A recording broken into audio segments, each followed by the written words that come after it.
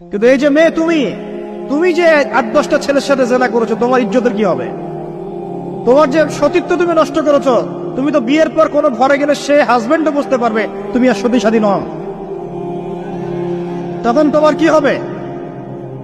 তোমার কি হবে? আর এটা যে এত ভয়াবহ মহামারী আকার ধারণ করেছে না, অনেক ক্ষেত্রে দেখা যায় স্বামী অফিসে যাওয়ার সাথে সাথেই বয়ফ্রেন্ড বাসায় হাজির। এই যে বাক্সে বাক্সে বন্দি জীবন বললাম, বাক্সে বাক্সে বন্দি ফ্ল্যাটের ভিতরে তো ঢুকলে আর বোঝা যায় না ভিতরে কি হচ্ছে। কত ফ্ল্যাটে যে জেনা হয় এখন এই শহরে, আল্লাহ ভালো জানে।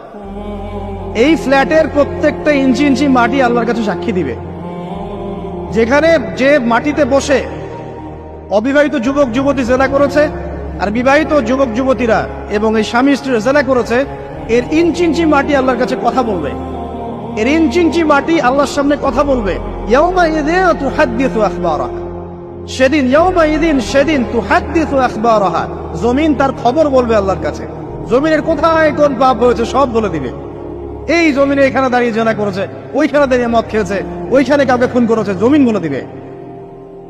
একটা কথা এখানে মাঝখানে বলে দেই, যারা অবিবাহিত যুবক যুবতী আছো, এই লেকচার তোমরা যারা শুনছো, তোমাদের মধ্যে কেউ যদি জেনা করে থাকো, অবিবাহিতর কথা বলছি, তোমাদের কাঁধের মধ্যে এখন 100 বেত্রাঘাতের শাস্তি ঝুলে আছে।